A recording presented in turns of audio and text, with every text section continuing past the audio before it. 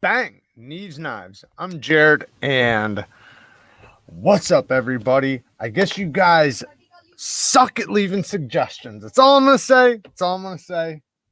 You guys came with 0 suggestions, but that's okay. Luckily, I write enough down that I think we got a full video ahead. But for the moderators, any of the moderators that have any good topics to talk about, that's why today's video was, hey, keep it down, was moderators, or actually, it was viewers' choice. I was going to label... I was gonna name it moderator's choice, but instead I went with viewer's choice. Some people might not know what moderator means, so whatever. Anyways, so the moderators, definitely, if you guys have any suggestions that we should talk about, bring it up. Also, Mike Emler just got some affiliate links up on his channel. So if you want to help support, definitely go check out his affiliate links. I know I just bought one of his shirts. Can't wait for it to get here. I got the one with the sea snake across it. I think I grabbed the tan one with the black logo because they have the charcoal with the white and then the tan with the white or black. But yeah, it looks really cool. Well, better than a shirt with just a knife across it. And it's a cool Warncliffe blade. I think it looks awesome. Okay, so, oh man, I didn't bring the knife over here. We got an unboxing really quick. So let's check out this unboxing. So I got this sent from Ray from Everyday City Carry. Now, why did he send me something? Well, he had something on loan and he dropped it. He was making his fucking TikToks or the shorts or Instagram reels or whatever, and he happened to drop it doing, whatever. So let's check it out. I never checked one of these out. Man, I can't remember the name of it, but you guys will know it, hopefully. So whoever can name the knife, name it, because I forget the name. Ready, set, bang! We got a Spyderco. Ooh, this thing's pretty sweet. It is a Taiwan model. Ooh, yeah. We got a little edge damage. Some pretty significant edge repair going on, but the tip definitely has to be reprofiled. Not a problem though. Very smooth. Flipping action works great. Okay, the Spyderco magnitude. Thank you, Logical. Let's check the reverse flick. Ooh, the reverse flick better work good on a Spyderco. The one complaint that I have just right off the bat is this liner's tight in there. All right, let's look at it from this direction. It's pretty tight. I mean, I can get it, obviously. Lockup is about... It is a little late, not late, but like it's not like early. It's like 50%. So I don't know if that'll come up, but it's about 50%. You guys can kind of see it. Not a big deal. Beautiful carbon fiber, titanium spring clip, titanium liners too. No lock bar insert. At least it looks like titanium liners. Action's really good. Ergos are amazing. It is a hollow grind, but it's a hard juice hollow grind, which is sweet. I like that. Very cool. Now, we got another unboxing, so let's get into it. Oh, that magnitude looks like a cross between the Capara and the Gale Bradley. Yeah, you know what? It kind of does. But you know what's really cool about this is that if you're a lefty, man, this thing's awesome. Because, it's a liner lock, so, and the liner is actually easier to get to lefty. Yeah, the action's great on it. I like it. All right, let's check out this next one. Now, this one I already did unbox, but only for a second because I kind of wanted to save some of the appeal because I think this is my first actual Pena that's like this. I might have checked out one other Pena before, but I don't think so. We got a Pena. This one's in for sharpening. Note. And this is the Apache, I think. I think it's the Apache. Yes, the Apache. Very cool. Very nice. Green micarta. One thing I like about this, because I already did take it out of the box, is you can top flip it like that. So you don't have to be a good front flipper, but the front flipping action is amazing. But it's so easy to do like a regular flipper. I mean, you can just easily spring it over. The jimping is done so good. Hey, mama. Say hi to everyone for you. My mama says hi, everybody. Yeah, that action's so good on these. I thought these were flat, hollow grinds, but this is a flat for sure. I like the way they did the choil. Got a little notch in there. Not bad. Nice little compact. It's kind of like a gent knife, but also a fantastic EDC. Feels like it might need a little Earl owner, a little bit of oil, but no big deal. I always tune them up with oil if they need it. Yeah, man, I like these things a lot. I always wanted to try, there was this big one, a bolster lock, which this is a bolster lock too, but it was a larger one. It looked so amazing. That's actually the one reason why I bought the Tucson 223 was because of that Pena, because it looked so sweet. Hey, B, you're so loud. Okay, well, come on. All right. Video idea. Service available within the community. Sharpening mod. Okay, services available within the community. You know, I can name a few of those. So I'll just do that right now, just to give some quick shouts. So I offer a sharpening service for anybody who needs a knife sharpening. I do freehand. I normally charge $30 a knife plus shipping. I also offer a couple of other services, like say if you have a bunch of kitchen knives or fixed blades, I have a belt sharpening system that I can do basically a factory edge on. It doesn't burn the edge though. The belt doesn't go fast enough for that. And then I do like small bits of modding, you know, choils and things like that, you know, putting knives together. You know, when you get scales and stuff, I do a bunch of like little stuff like that. Fixing D10s and lock rock, shit like that. Right. But I also, like I said, I also offer a very cheap sharpening system for kitchen knives and fixed blades, $10 a piece. With the belt. Now, Mike Emler, he has a knife sharpening service as well. So shout out to him. He does freehand convex edges, and he's got a special way he does his. Excuse me. He's been doing it for a long time. Another service is Knife Modders. Knife Modders basically does any type of mod work you need. They carbonize lock faces. They do anno work. They do polishing. They even just recently started doing regrinds. They can pretty much do anything modifying wise. So if you need any knife mods done, definitely check out Knife Modders. Hey, Neevesknives, first time catching you. Ah, awesome. Welcome. Thanks for coming. So I can't believe I forgot the one knife that it's over there. I could just run and grab it really quick. Oh no, I do got it. Okay, so we're gonna talk about dual grinds really quick. So dual grinds. Do I have a Tonto with it? I do. Give me 1 second. Kind of. So dual grinds. What? So I did a poll on Instagram for dual grinds. A dual grind is where they have like the hollow section here, flat ground section here. So it's thicker up here at the tip. And in that poll, you know, a lot of people answered there. It was basically kind of like 50-50 because the question was, what is if you were going to have a dual ground blade, would you rather it be a drop point or a Tonto?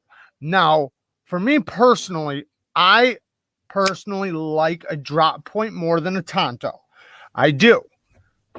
Here's a Tonto with a dual grind. Now, I also have this, man, I think I put it over there though. Anyways, The Tontos with the dual grinds, even though I like drop points better, I'm starting to think that with a dual grind that a Tonto just might be better because you have that secondary tip for opening things up. And you know, if you were going to do anything hard use with the front end like it's designed for, because you know they're designed for harder use up here, that's why they're thicker, scraping, prying, poking into things like that, right? Well, you can do all that the same with the Tonto as the drop point. It winds up being the same. However, with the drop point, the benefit of a drop point is the belly where you can slice, right? But having a regular grind would only benefit cutting performance than a dual grind, right? Are you guys following? A regular grind on a drop point would be more beneficial than a dual grind, because the dual grind would make the upper front portion of the drop point thicker, which would make it cut, you know, give it a little bit less performance. Hey, Joseph, thanks, bud. Keep up the good work. Oh, man, thank you, man. Thank you. I appreciate that. So, man, you guys are awesome. I really love the donations, man. You guys are amazing. So with a Tonto, though, you have, I pulled up the drop point. With the Tonto, you can still get the slicing performance in the flat area, just like the drop point, but you have the secondary tip, which is going to benefit you for opening things up and, you know, using this little tip for things. So, you know, even though aesthetically I like a drop point better, I like the way they look better. You know, I just like a drop point better than the Tonto. However, I do like Tontos still, especially American Tontos. I like American Tontos a little bit more than Japanese Tontos. I actually got another dual grind right here. Now, this one is basically like a straight back. They call it a drop point, but it's a straight back because the spine is so, it barely drops right there. This is the Tuya NV2, but it's got the dual grind. Now, this one's so thin that, same thing with the Chavez. You get great cutting and slicing performance. But with, hey, thanks, man. Thanks, Mike. You're awesome, man. Thank you. Ding, ding, ding. Definitely go support Mike Emler's channel, guys. Great channel, great dude. Love him to death, and trying to give him as much support as possible. I'm definitely going to link him in a few more videos, so you might as well just go over there so I stop harassing you fucks. About the Japanese Tonto, I should take that shit.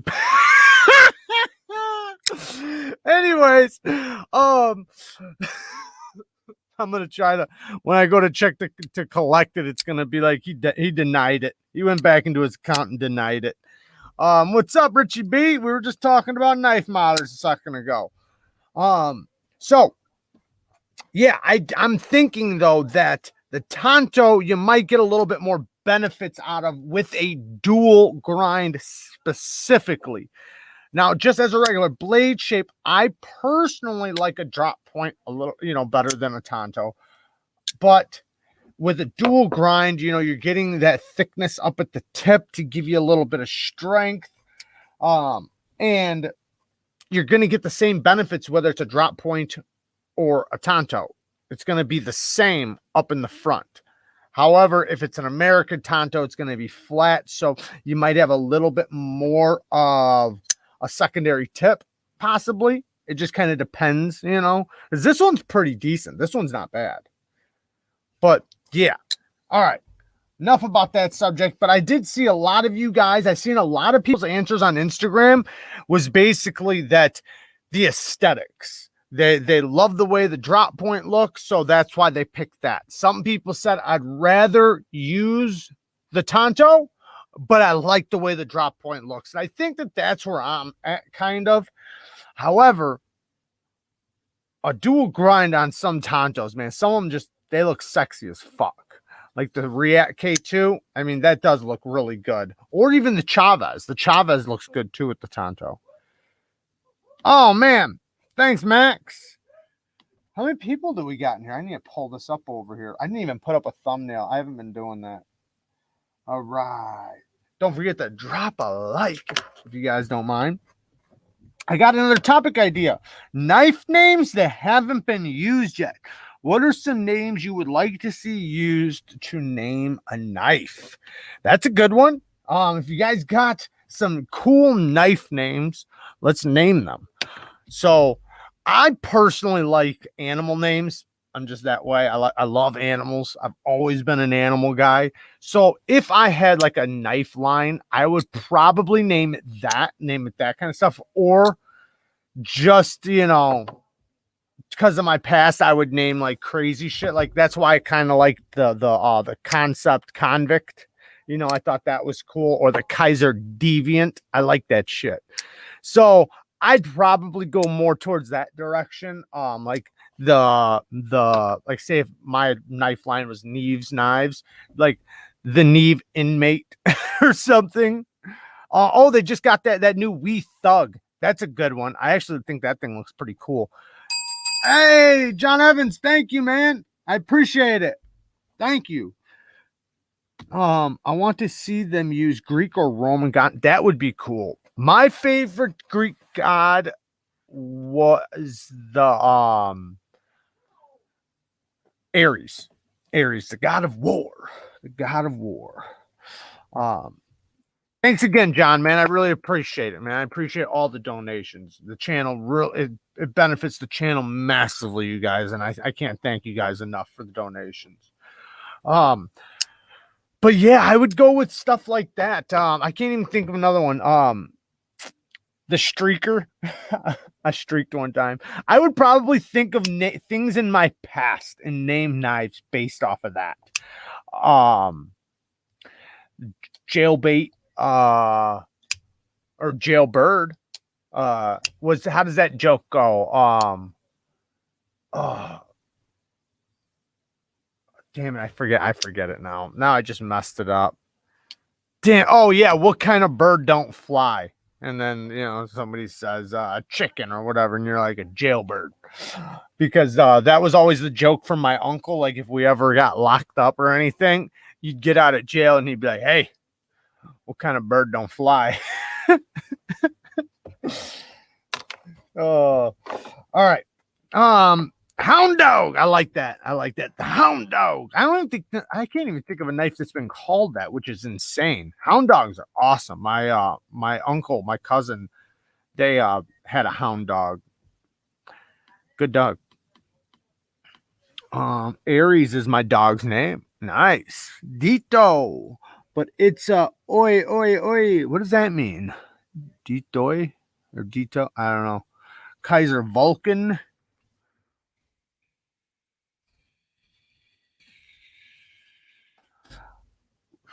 Is that real? Maybe that's one I haven't heard of. Oh man, I don't even know how to pronounce it. Hephaestus? Hephaestus?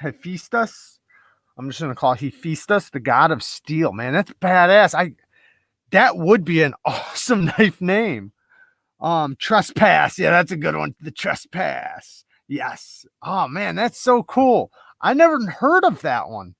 I'm surprised because I remember we took that, I think in the 6th grade, 5th or 6th grade, we took that. And like I got all into Ares because he was the god of war.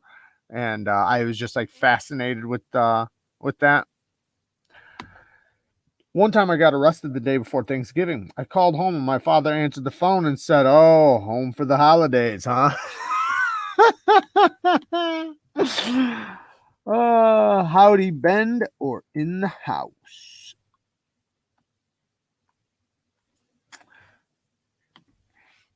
Hephaestus made the weapons of the gods. No shit. Man, I never heard of that one. That one, that'd be a good one. Yeah, the felon. That'd be a good one too. The misdemeanor, the felon, the ticket. The I mean, there's already the smooth criminal, but the criminal,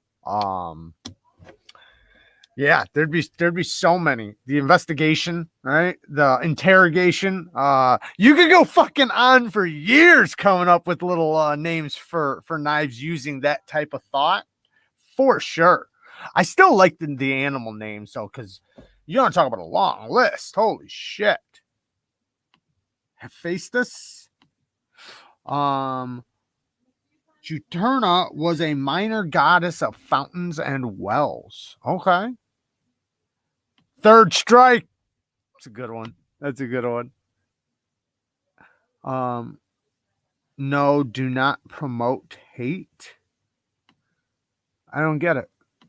The perp. I like it. I like it. The perp. Suspect. So many things. And then you could even go as far as like what's it called? What's that called when they outline you with chalk? I think it's called something. I can't think of it. Yeah, I wouldn't want the snitch, but I guess now you know what, that would be a cool one. The snitch, the runaway, the lookout, watchtower, breakout. Yeah, all of them are good. All of those are great. Silhouette, yeah, silhouette. There you go. Man, there's so many. B&E, the B&E, breaking and entering. Crime scene. Definitely. Then you could even do like numbers, like 187, for murder, death, kill. Yeah, like for that, you just do like 187. The shiv. Yeah, there you go. Nothing to do with crime, fool. Okay, I don't know what you're trying to get at. We're talking about knife names, bud. Knife names. Cellshank, 211, glassbreaker, shot caller. There you go. Yeah. Oh, yeah. There is the 180. What am I thinking? There already is the one. Just like the criminal, there's the smooth criminal. The B&E must have a glass breaker. That's hilarious. The warden. Yeah. The CO. Crime scene, my mom says. Shawshank Redemption. Fucking great movie. Such a great movie. Watchtower. Yeah. Cell check. Oh man, yeah, we go on forever doing these. Positive names like Ken knife or the Barbie knife. Oh yeah, I'm sure that'd sell real quick. You guys like my new Barbie knife? The guard. Well, Monterey Bay Knives has got the old guard.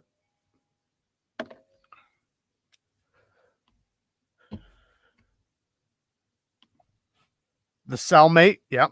Or the celly. You can just do the celly because that's, what you call them when you're in there. Oh, that's my celly. Oh, who's my celly? When you usually get there, first thing you start doing is start looking around for your celly.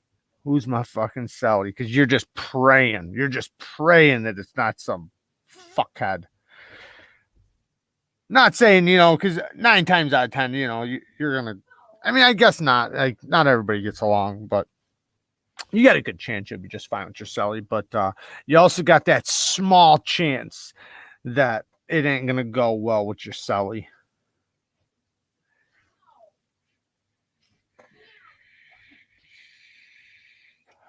Yeah, I agree. Shawshank, that's such a great movie. Yep. Then there's the duos like Bonnie and Clyde. Yeah.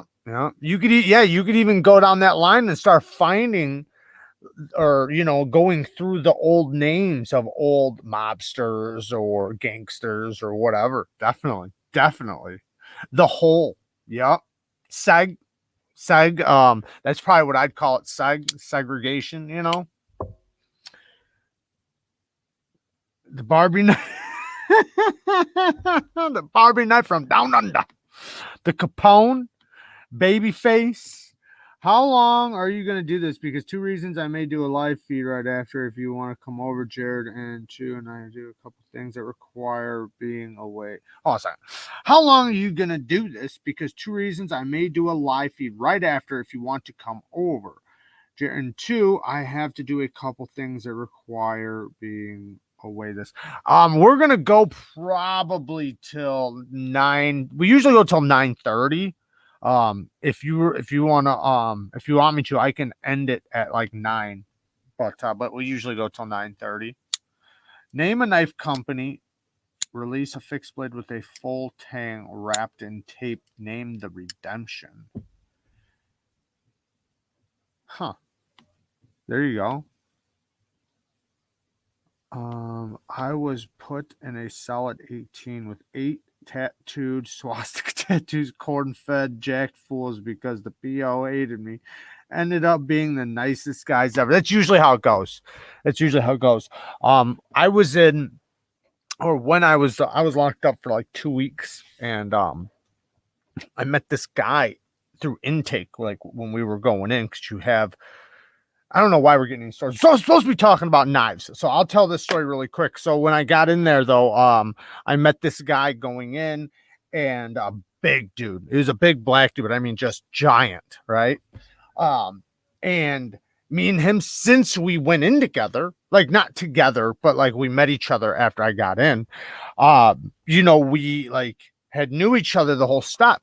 So when we got into classifications is where they figure out where to put you, because if you've been there before and you've been into a fight, then they can't put you with that same person or on the same floor. They figure out who you're affiliated with and all these little details to make sure they can put you in a place that you're going to be safe. Anyways, so you usually spend a little time in classifications.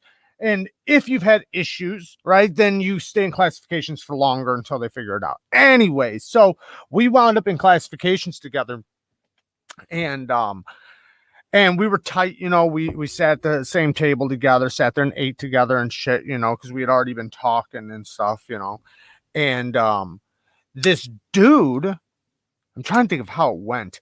This guy, like, he was like out of his mind. Like, okay, well, first thing that happened, this guy was in the turtle suit. If you guys don't know what the turtle suit is, the turtle suits, they strip you naked and they put you in this suit in case you're trying to commit suicide and things like that, or if you're hurting yourself.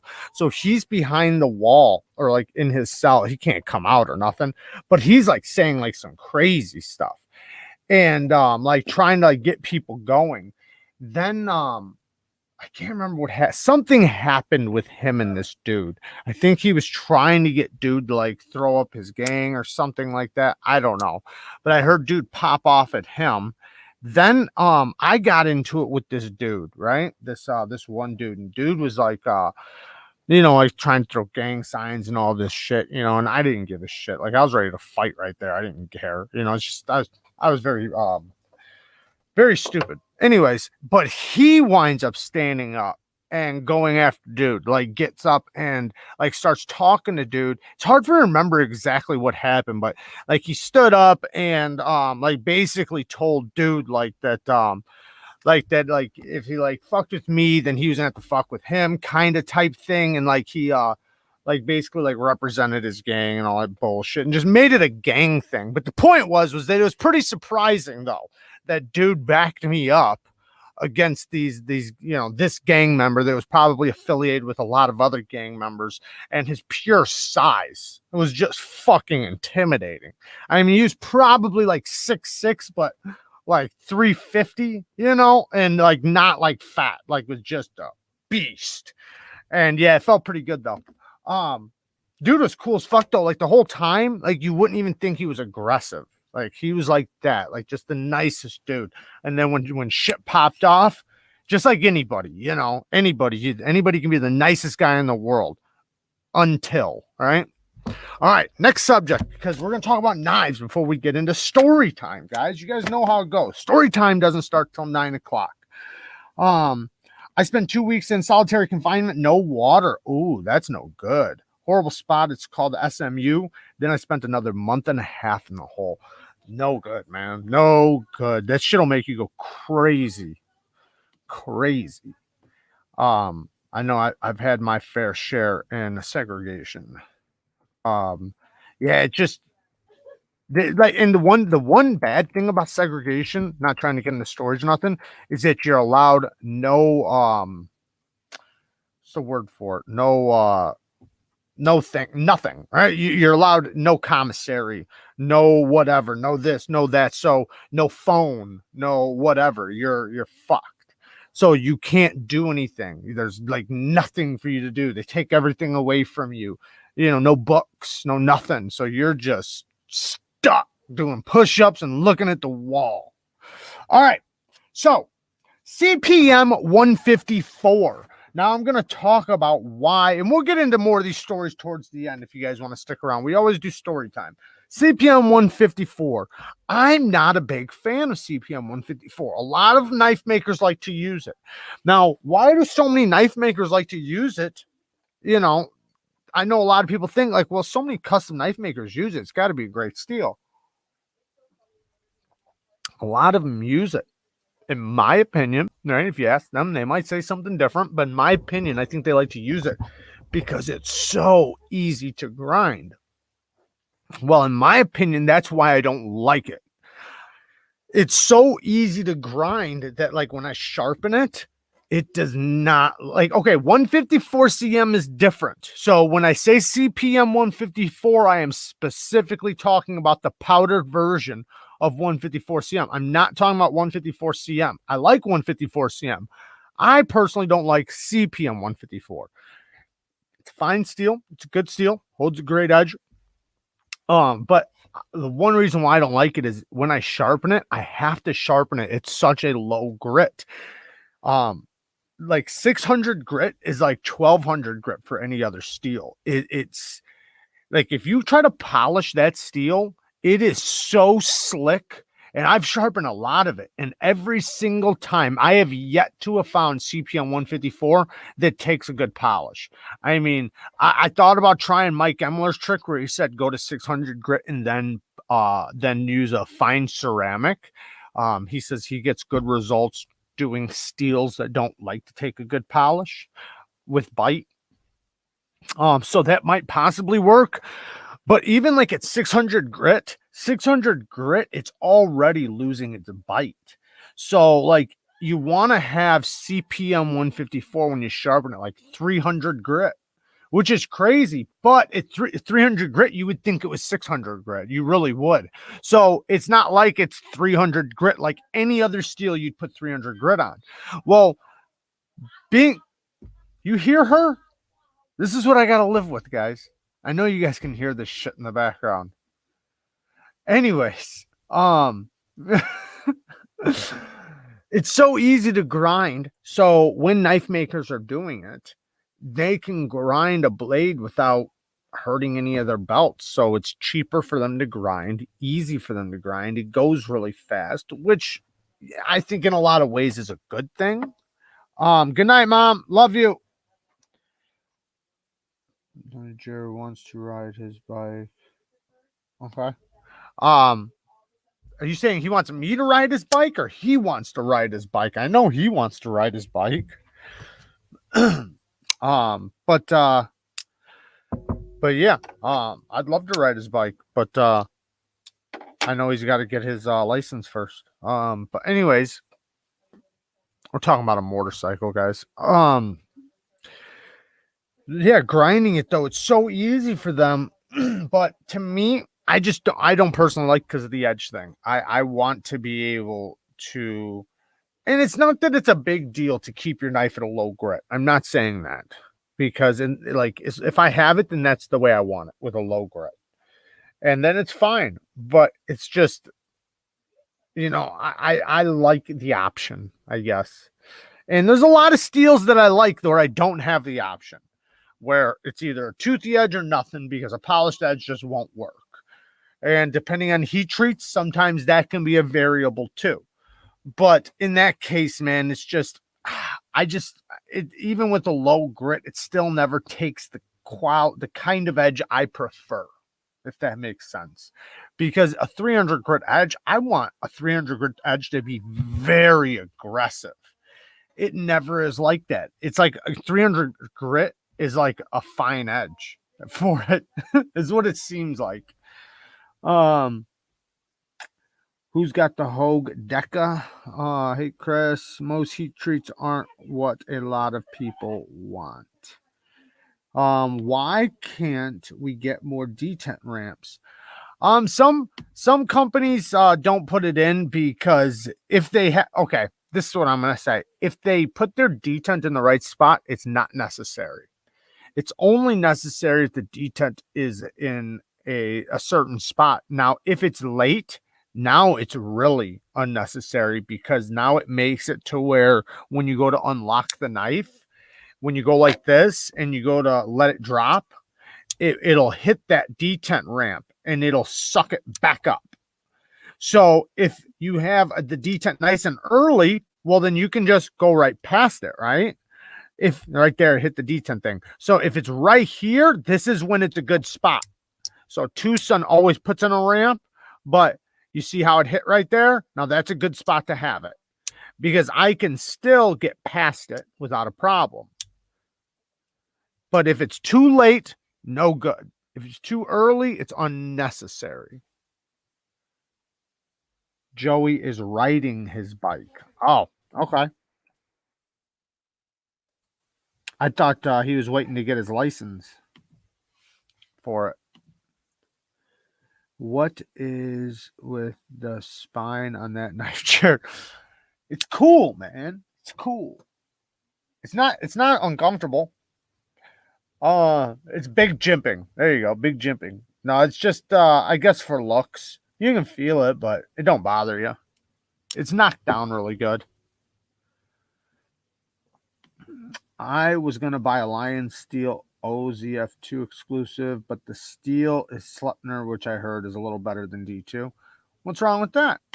See, depends on what they're talking about when they say a little better than D2. Because okay, so D2 has great edge retention theoretically. All right, it has better edge retention than S30V theoretically. In test, no, it does not. What do I mean by that? So a custom heat treated D2 is going to perform. Oh, let me fix that. A custom heat treated D2 to a higher HRC is going to have better edge retention than S30V. A production D2 with a medium range HRC is going to have lower edge retention than S30V. So it just kind of depends on what you're talking about. Now, D2 is a good steel. It is a solid steel. We're just sick of it because we see it so much and we get it for such a good price. But in all reality, D2 is not a bad steel. It's just some companies, you know, just like with anything, right? Like Civivi does a great job with their D2. I like Civivi's D2. Now going to bumfuck whoever, right? No, I don't want their D2. Their D2 is going to perform like HCR, but that has to do with their heat treat and their heat treat process. So just like any steel, you know, depending on where you get it, it could be better or worse. So, but when D2 is done right, I like it. No, it's not corrosion resistant. So yeah, you're gonna have to take care of it. But fuck, I like K390, which is far worse than D2 for corrosion resistant. Maximet, far worse than D2 for corrosion resistant. But you have hella edge retention. Yeah, but the knife is okay. Okay, I see what you mean. All right. You know, it's kind of like what's that one company? Did I write it down? Extreme Ratio. What is going on with those knives? I've never tried one, but they're like $400 something and they're using N690. They look crazy. They look like a tactical person's dream knife. No. It looks like a teenager that wants to be a Navy SEAL's dream knife. That's the knife. That's what it looks like. Quiet Carry Drift. I love the Quiet Carry Drift. Great knife. Great knife. Or I haven't tried the Drift. I have the Waypoint, but I like the way it looks and everything. Yeah, if you can sharpen it, I'm talking about Maximet. Oh, you must have been talking to somebody. N690 for yeah, yeah, real crazy, right? It's insane. Aliens in the house. What's up, Davo? What's up, bud? Long time no talk. How you been, man? Uh, yeah, N690 for $400, man. That's insane. Shout out to Alien Knives. Definitely go check his channel out. Follow him on Instagram. If one of the moderators could please link his Instagram, I'd really appreciate it. Thank you. Well, you guys haven't done it yet, so I guess I can't thank you. But if somebody can, I'd really appreciate it. Come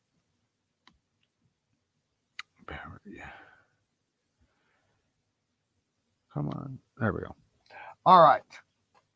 So, what actually makes a bad knife? Let's talk about what actually makes a bad knife. Oh, you know what? I think it's just regular N690. It's not N690 CO, which Mike explained to me is N690 with some added cobalt. But they said, at least from what I read, it was just regular N690, but very, very expensive. And these knives aren't extreme ratio knives. If you ever look at them, they look like a gas station knife. I'm sure they're built well. Don't get me wrong. I'm sure they're built like a tank. They look like it. They look like like what kids dream about knives looking like is what they look like, but built well. Except for fucking N690. That's crazy. I'm not saying N690 is bad. I like N690. I got N690 right next to me. Right now, I have some N690 right by me. But it's not worth $400. You know, there we go. Bang. Definitely check him out. There you guys go. Go follow him. He makes custom knives, and he also has some designs other knife or other companies make for him, but also has custom knives himself. Definitely follow him. I just seen he had a picture with Greg Medford. He went up to Medford's shop.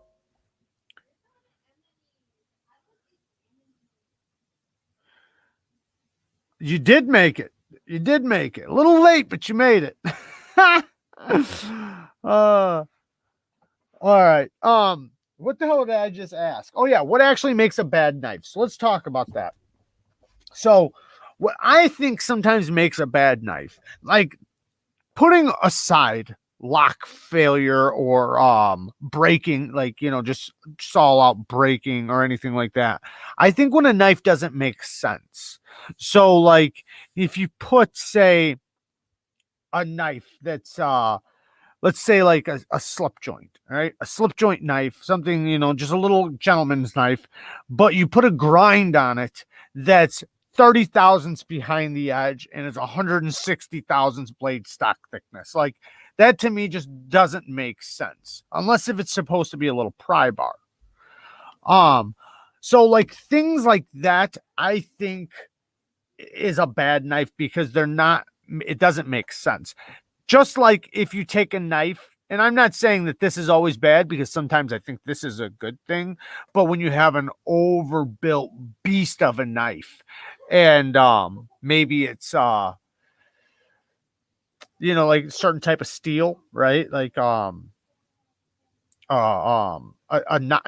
a tough steel. So, it's a steel that's not going to be able to handle what the handle and lock can handle. So it winds up being that, yeah, it's a tough knife, but the blade will snap if you try to use it the way that knife is made to be used. Now, I know knives are made to be cutting utensils, and that's why I think a lot of knives can be thinned out.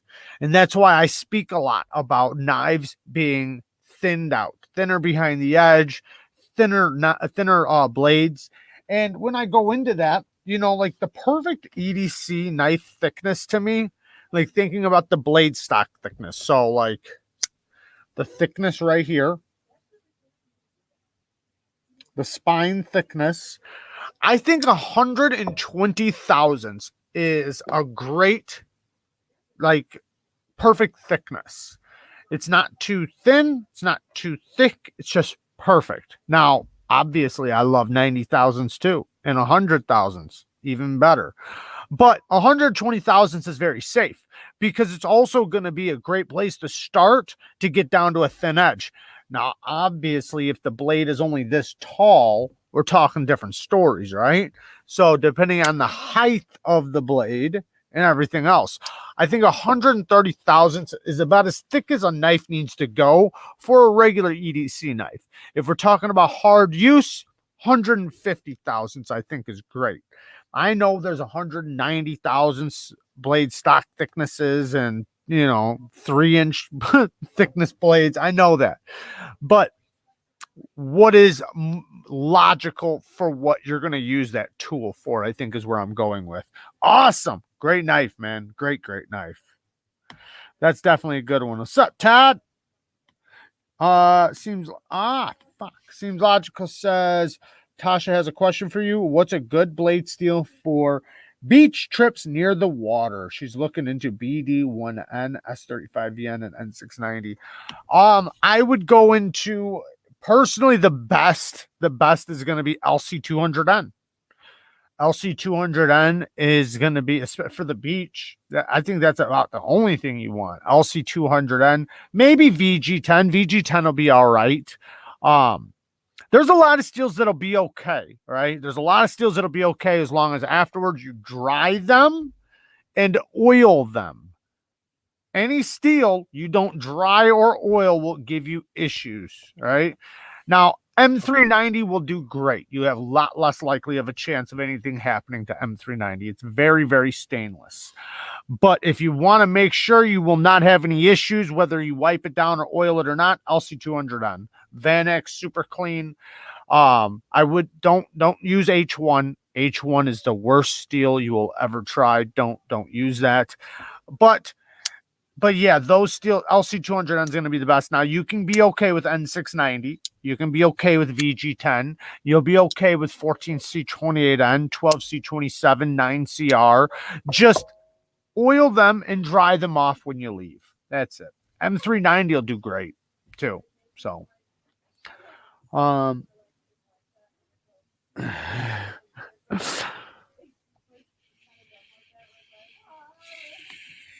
true. Yeah, but H1 though it sucks. That's the problem with H1. If H1 held an edge or anything like that, then I'd say H1. But H1, have you ever sharpened H1? You got pack your fucking lunch. It's worse than sharpening Maximet or S110V. It sucks. Personally, from my experience, like, it just doesn't take a good edge. It's not made to take a good edge. It's like for diving steels and stuff. And diving knives, you don't really need to have that level of sharpness you want from an EDC knife. It's more for poking and prodding and light duty cuts and stuff. So no problem, Tasha. But yeah, that's where I would go with it. I'd try to get LC200M, VG10, M390. Something like that. If you can't afford knives in M390, like I said, LC200N's a good one. N690 will be fine. VG10, 14C28N, those will all be fine. Just make sure you dry them off and oil them. That's it. Dry them off and oil them. You'll be just fine. Yes, it is. Yes, it is. I won't even get it. Not even for serrated blades. I won't even mess with it. Because once it goes dull, it's going in the garbage. Because I ain't even fucking with that shit. You know what it's like? It's like sharpening plastic. That's what it's kind of like that. Or even better, that steel it just says stainless on there, but it doesn't even feel like steel. It feels like plastic. Like it's a crazy feeling. Like, that's what it's like sharpening. It's like sharpening that stuff. The cheapest stainless you could ever find.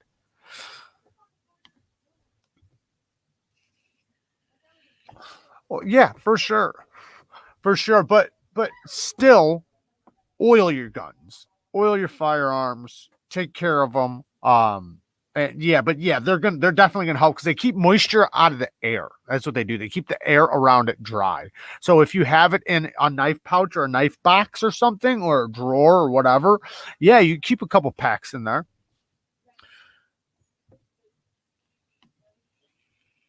I don't think it's quite surgical. Surgical stainless can sharpen up pretty decent. It's something else. It's another kind of stainless. I can't think of the name of it, but it usually just says stainless on it. But the Dolica comes in it. Put it that way. That stuff. The steel my cheap steak knives are made of. Yeah, exactly. Oil your metals though. Keep them healthy. Absolutely, Snuzz. Yeah. Definitely oil your steels. If you want your steels to last a long time, get three. Do I have it sitting right here? I thought it. Yeah, I do. Get this stuff. This is what I love personally. I get this stuff. It's a multi. It's like $3. 3-in-1 oil. A lot of you guys have ordered it through my links. 3-in-1 oil. It's multi-purpose. It lubricates, penetrates rust, and cleans. So if I have a spot with a little bit of rust, I put it on there. I let it sit for 5 minutes, and then I wipe it off. It usually just takes the rust right off. If it doesn't get all the way down to the bottom of the rust and there's a little bit left, I'll put another layer on. Let it sit for 5 minutes, clean it off. And then after I got it off, or say if there's no rust at all, I coat it, I let it sit for 5 minutes, and then I just dry it off.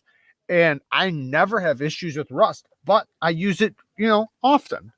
I got about this much left. I've had it for like, I don't know, a year and a half.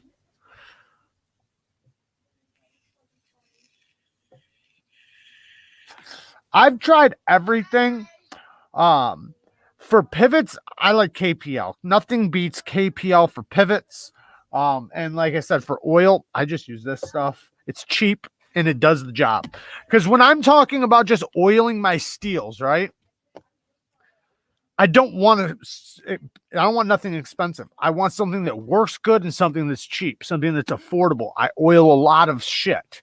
So I get this. Now I have like what's it called, the dry oil or whatever. I use that stuff on certain things like that I'll touch with my hands, like maybe squeaky doorknobs and stuff like that, but they suck for knives. Sucks for knives. It'll make your knife worse. So, but for pivots, KPL all day. I won't use anything else, and it lasts so long. I've had a bottle for like 2 years and it's still quarter full. And you guys can imagine how many knives I oil. That stuff for a normal person, it will last 5 years at least. If you oil as many knives as I do, then yeah, it'll last about 2.5 years. I know everyone will cringe. I am getting real oil soon, but I've been using clipper oil It's been working pretty good until I get real KPL. Yeah, man, that works, man. Whatever you can use is going to be good, right? Clipper oil is not a bad thing to use. That actually is just fine. But yes, KPL is definitely going to work better, but that will work just fine. And I've done it before too, brother. That's why I have, I'm not judging at all. I've done the same thing, man. I have 3 old ass cans of that 3-in-1 oil from my grandparents at Marvel's. Yeah, see, it lasts forever. I got a metal can of it that's old as shit. Clipper oil is actually just clear mineral oil, and it will work. There you go, clear mineral oil. So anybody who's got mineral oil in your cabinet, you can use that too.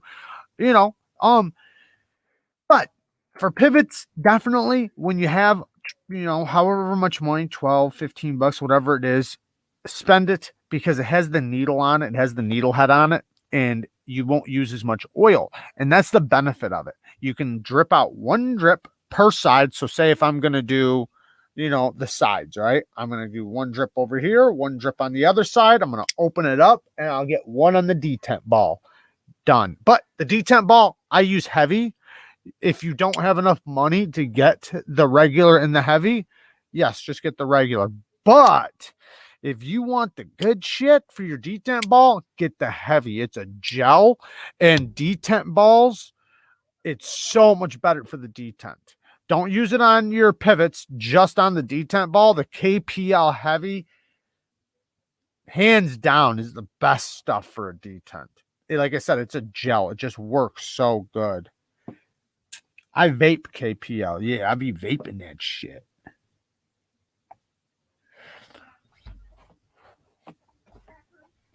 When I clear my vapes out, I get out my KPL, drip a little bit in there. I like the taste of it. It smells like cinnamon. I've been using baby oil mineral for G10 and micarta and steels, but it comes with fragrance, so maybe not food safe. So got it in frog loop as a food safe alternative. Yeah. I mean, whatever works for anybody, right? As long as it's an oil, right? KPL, love the needle tip. Yeah, the needle tip is so good. Drop a drop on the pivot. Use the side of the needle to spread around the circumference. Yes, yes.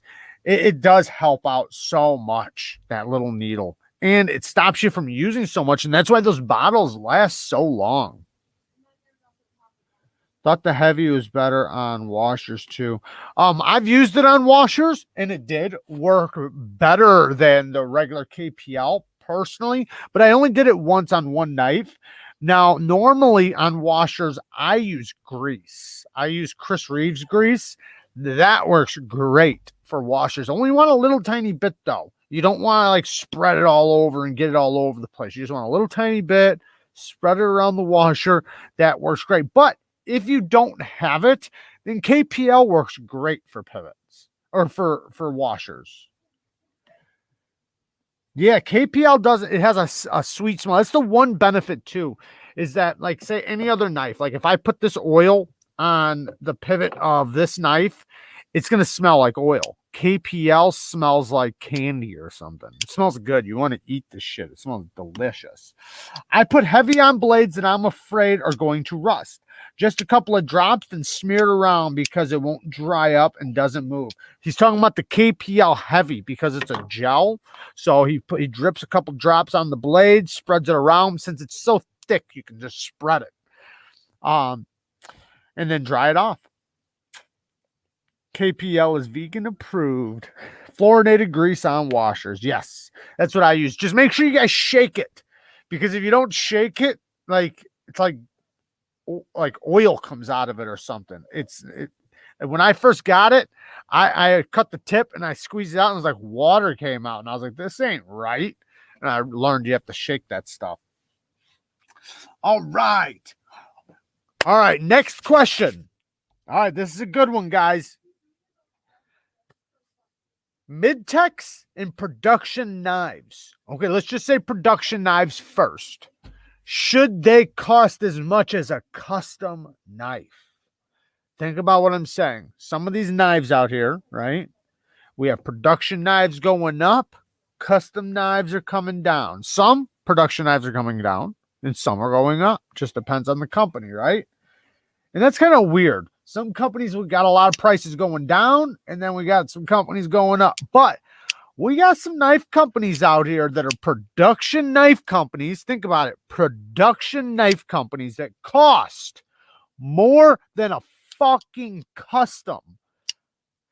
Is that okay?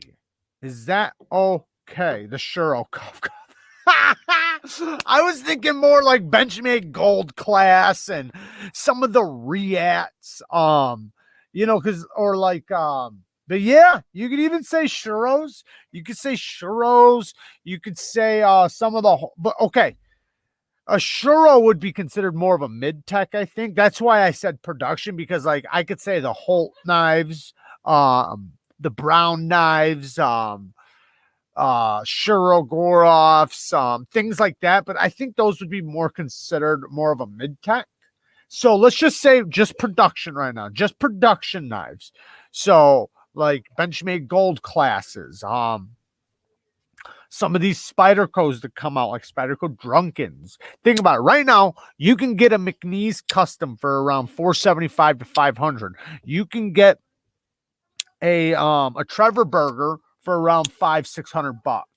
You can get a lot of, and I know it's South African, so the money's a little different over there. But my point is that they're custom knives. Let's talk about USA custom knives. There are some USA custom knives that you can get for around $600, $700, $800, $900. Just depends. But then we're talking about some of these fucking gold class Benchmades that are like $900. Like what are we talking about? Medford, yeah, Medford I think would be more of a mid-tech, because there's a lot of hand finishing done on it. Like the blades, they're hand done. So there's a lot of hand finishing done on Medfords. I'm not saying there ain't a lot of other machining. There's a lot of machine work done on it, but I'm just saying it's more of a mid-tech. But if you guys want to name that, okay, here we go. Alien's got something to say. In a way, it is okay because they are setting the standards high, so it shows what we as the economy need to step it up in production. There we go. Yeah, I mean, there's so many different ways to look at it. And I'm sorry I bounce around, guys. This chair, it's a great chair, but not for like doing lives. Like my things, these arm things, they line right up with the table. So it hits the table if I move. So I'm constantly trying to adjust so I'm not slamming this table and then shaking everything. Anyways, there's so many ways to look at it, right? Because you could say, they're setting the standards high because depending on the company we're talking about, some companies, they're doing work that are even better than a lot of customs. I mean, we are in a good time for knives, a really good time. I mean, even just looking at this knife right here, right? This thing, I know it's CNC, it's just a regular production knife. They do OEM work, so they are taking on OEM work. Great knife, amazing build quality, less than $200 with M390. I mean, these guys are doing a great job. This is blue carbon fiber. Very, very well done. The milling on it is very, very nice. It's very nice in the hand. The action's really good. They come in multiple different colors. We can talk about Concept. Concept's doing an amazing job. Fucking Riat. Riat does incredible work. I mean, it's hard to beat Riat, right? So, like, when you look at their prices, there's a reason why custom makers go to them. All right, there's a reason why custom knife makers that want to bring their designs to the market for a reasonable price go to React, right? I'm not saying they don't go to other companies like Kaiser, Concept, Best Tech, but React is like everybody knows React's at the top of the food chain because of their level of quality. So should they still, though, cost as much as a custom? Because at that point, then why wouldn't you just buy a custom or buy the custom version? Now, a lot of people would argue, well, they're better than the custom. And in a lot of ways, I would agree. I mean, a lot of times the production companies are going to be able to do it better than, and I'm not saying always, because it's just there's a thin line, right? There's a thin line between some people that have been doing it for 40 years and have their technique and their handwork down pat. Then there's people that do extraordinary work, but a CNC machine is gonna do it better. There's just nothing around it, right? It's just the way it is. Now you're not going to have that that personal, touch to it that the custom maker does, where they put their blood, sweat, and tears into that knife. They literally sweat on that knife to make it. You won't get that from a production knife. Is that worth the extra money? I mean, if the custom knife is worth more, I would say yeah. I mean, I've always appreciated hand quality anything. Hey, Zach! Thanks, man. You're awesome, man. Thank you. Shout out to Zach Stuff. Definitely go sub to his channel. Yeah, man. Thank you. Sitting chilling with the kid, waving. Thank you, man. Profit margin on custom versus mid-techs are huge. I bet. Some of them I would say yes. Some of them, it's hard to say, man, because there are some mid-techs out there that are just, they're insane. Now, on the secondary market, yeah, a lot of them go for even crazier money. But like if we talk about like a Holt Haptic, right? Or a Holt Spectre or a Shurogorov or Oz Machine Company or a Chris Reeve Sabenza or something like that, where there's a lot of machining done, but you're going to have some hands on it and some hand finishing work. I mean, I don't know. I mean, some production knives are as good as those. Sometimes production knives cost as much as those. It just depends. But it does beg the question, like there's that new that Wee knife. It is an integral, I believe. Fuck, I mentioned it the last live. Is it the Synergy? What the hell is it called? I think it's called the Synergy. But that thing is like $400. It's like, what is going on? But that's usually what integrals cost, is around $400. But I do think sometimes they're asking just a little bit too much money for some production knives. I'm not saying always, and maybe it's just me because my pockets ain't deep enough for it. Now, when we talk about a custom, I get it. I understand. That's not what I'm talking about right now. I'm saying, should a production knife start costing as much as a custom? Because a custom is because you have, say, one person putting in man hours on man hours, bleeding, sweating on that thing to get it done and doing everything. And in a lot of cases, you have the opportunity to say, I want this steel, I want this material, I want, unless if it's maker's choice. I just got a large Sabenja 31. It doesn't drop shut as easily as yours. Mine, it's because mine's older. They take a while to break in. I put all the proper lubes where they belong. I loosen the pivot screw and Loctite it. What else? Use it. That's it. Use it. Use it. Open and close it. It's not on bearings. It's not that kind of knife. A Sabenza is a work knife. It's a knife to be used. It's a tool. It's not supposed to be drop shutty. It's not supposed to. It's smooth. It's smooth. It gets smoother the more you use it. The more you open it, the more you close it, it will get smoother.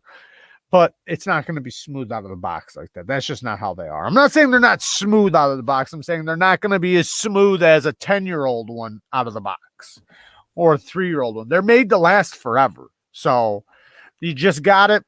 Just love it. Just love it and keep it clean. Keep using it. Get it dirty. Shit.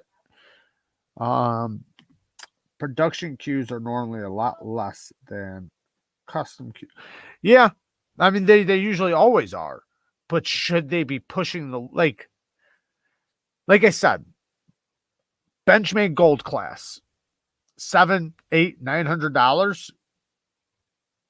You can get a custom for that, a real custom. There's a lot of other knives. We can name a million of them.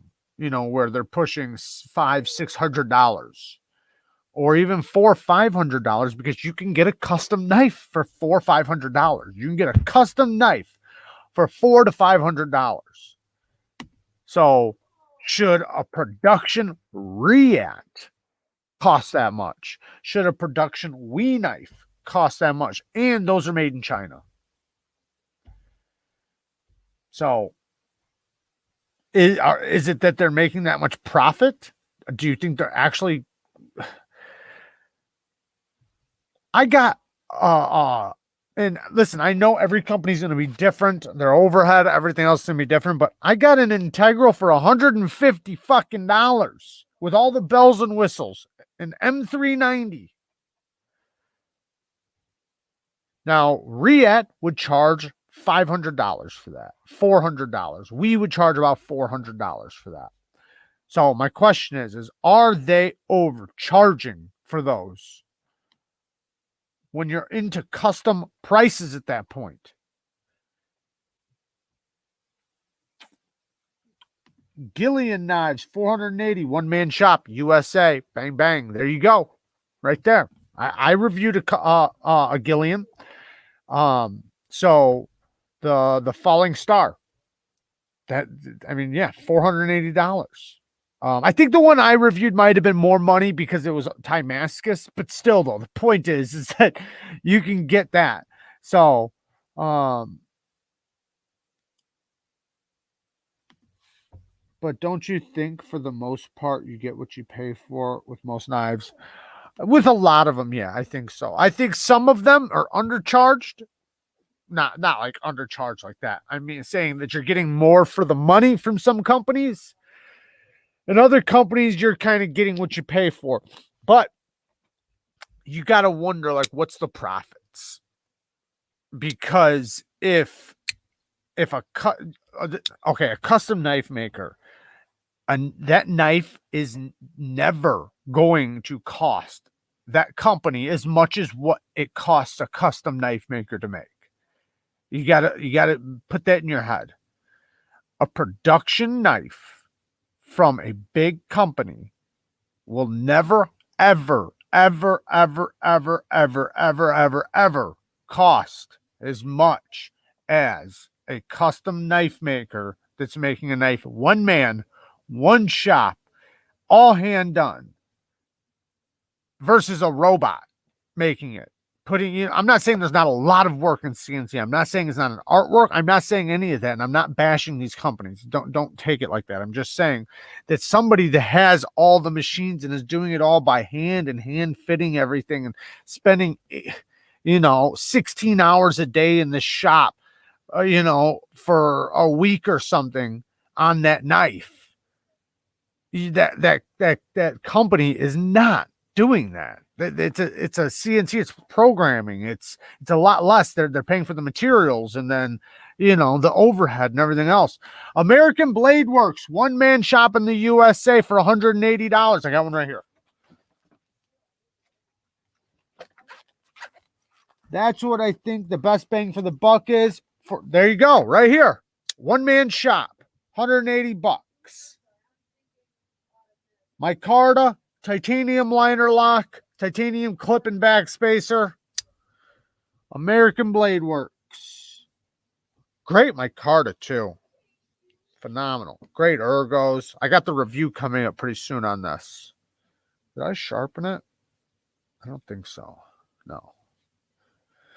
But yeah. Definitely go check out Knife Sergeant's channel. I think Pena X Series is overpriced. Yeah, some, it's going to be the name. Some are going to be the name. That's just the way it's going to be. And like companies like React, right, are going to take advantage of that name. So like I got the Pena X Series right here, right? This one's the Apache. That knife is going to cost more because of the name, because of the popularity. Custom Penas sell out like that. But they also don't cost as much as a custom Pena. If they started to, though, and then I've never held a custom Pena. I'd almost wonder who's doing it better, the custom knife maker or React. A lot of people would probably say React. Sometimes it's hard to compare, It's, like I said, unless if that person had endless time. And because you got to think these people, they're trying to make money.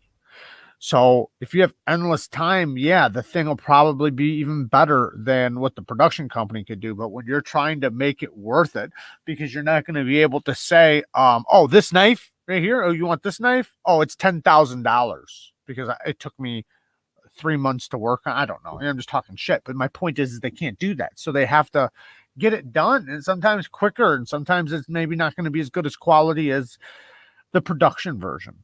It just depends, Depends on how good the custom knife maker is.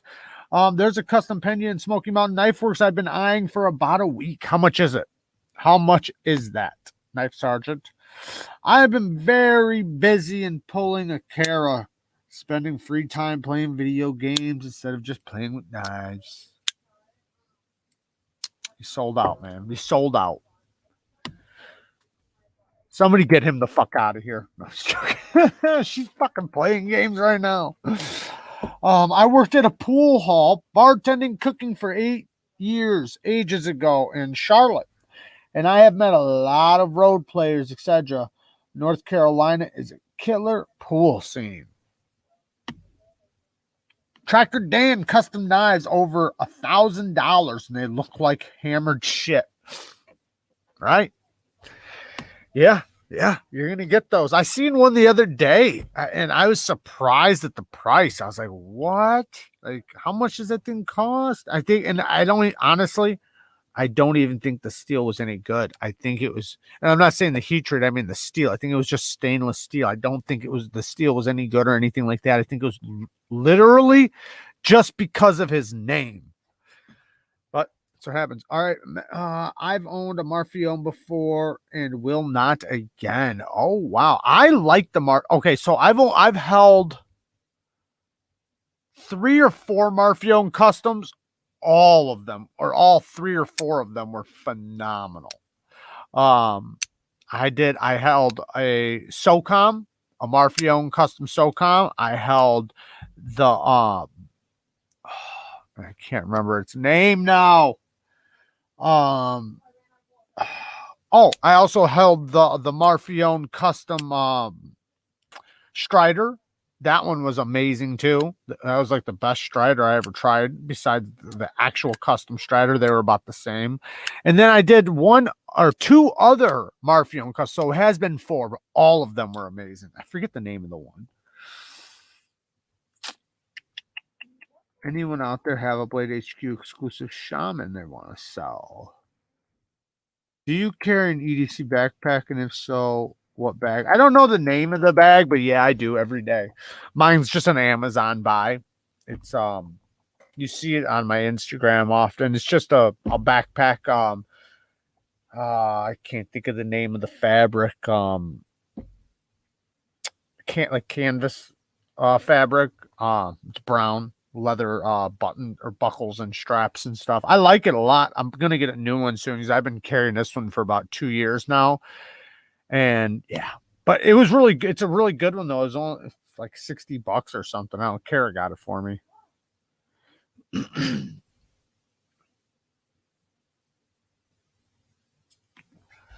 I like their micarta. CJRB's micarta. It's pretty good. Dew Eater backpacks are my jam. I don't know what those are. I could pull them up. Dew Eater. I'm gonna remember that. Let me write that down. I'm gonna look that up. How was it spelled? Dew. It's literally spelled like Dew Eater. I'm gonna check those out. There you go. Yeah, definitely check out Stasa 23. What else do we got on the map? What's up with hashtags on Instagram being canceled? The fuck's up with this cancel culture, guys? What's up with that? You guys seen some of the hashtags? I'm sure you guys probably still hashtag stuff and don't even realize they ain't going nowhere. A lot of things that are say knife in it are not going nowhere. So like knife community hashtag gone. They took it down for whatever reason.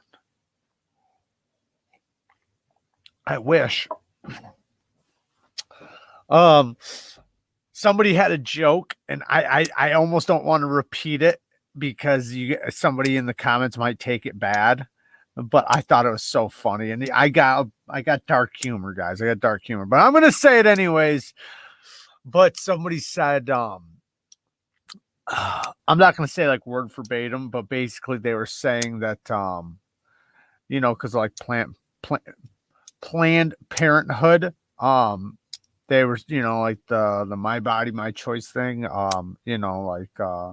for abortions, they were like, don't worry, they're canceling themselves, like, I obviously didn't say the joke the way it was told, but that's the gist of it. I thought it was kind of funny hearing the actual joke. Go ahead, bud. Go ahead. I'm trying to collect the whole Jade Blade shoe, but so some of the hashtags I do use, if you guys want to use 2 of them, Actually, I'll give you guys 3 of them. So one of them was given to me at the beginning of the year when they started the canceling all the knife things. We're doing best EDC 2021. All right, so that's one. I do Neevesknives. So if you guys want to do that, that's awesome. I'd love it. We can start a hashtag with Neevesknives and it could just be all knife shit. And then I do doing the damn deal. DOIN, damn deal. Doing, or actually doing the damn deal. I'll write it right here. I do it all the time because I've been doing it for a while and I like it. So I do that one all the time, and I probably got a few hundred. I don't know about a few hundred. I got a couple hundred of them, probably maybe 100. But Neevesknives is a good one if you guys want to use it, just because I've been using it for so long. And then I do like best EDC. Best EDC 2021, EDC 2021. EDC community still works, FYI. I don't understand the reason some people being scared of firearms, even though I think it's stupid, but knife culture hasn't hurt anybody. I don't even think it's about that. I think it's just because honestly, it can't be about that. It literally can't have anything to do with that. Because if it had anything to do with that, then people are pretty intelligent. I'm not saying everybody, because we do got a lot of dumb fucks, but my point is that it's very easy to look up numbers and statistics and facts and this and that, and it ain't about that. It's about control. It has nothing to do with things hurting people or anything like that. I'm not saying things don't hurt people, because of course things do. People fall down stairs. We're not canceling stairs. Anyways, oh yeah, I mentioned that one.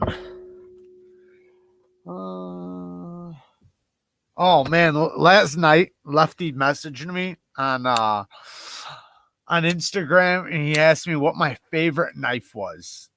I don't remember what I told him back, but I was like, go fuck yourself or something like that, because any of you guys know me, man, I can't pick my favorite knife. And I know for him, he can pick a favorite knife, because every time he buys a knife, he sells it. So he only has 5 knives, right? He only has 5 knives. It's easy to pick what your favorite knife is when you only have 5 knives.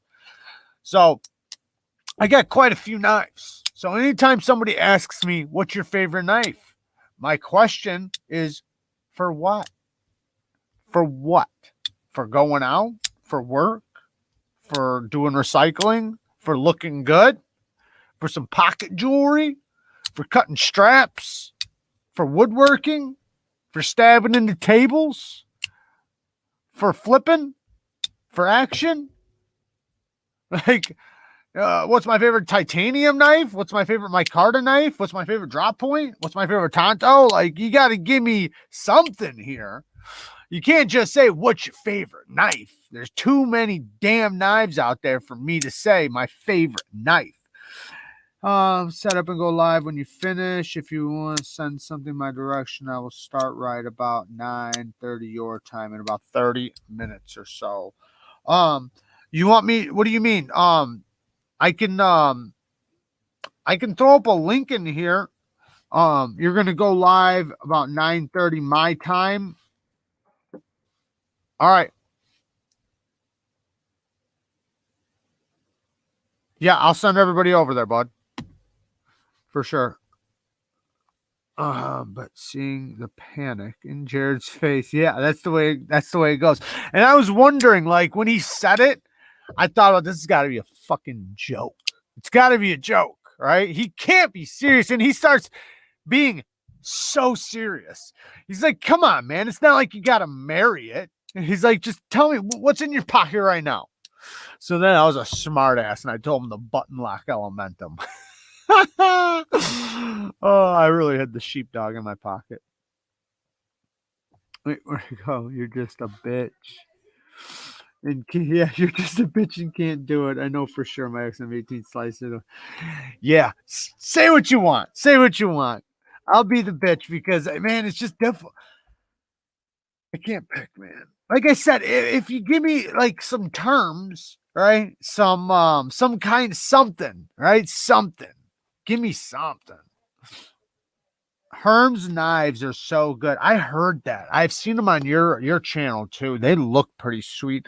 What are those? Are those Polish? What are they? No, they're Russian. That's what it is, right? They're Russian knives, correct? I think they're Russian. Oh, MC's doing his live stream in 30 minutes too. Oh fuck. We should have told Mike that. You waited on that one, didn't you, Q Ball? Mike's already setting up. He's doing a giveaway too. Let me tell Mike really quick because um that's gonna mess him all up. Yo, MC is going live doing a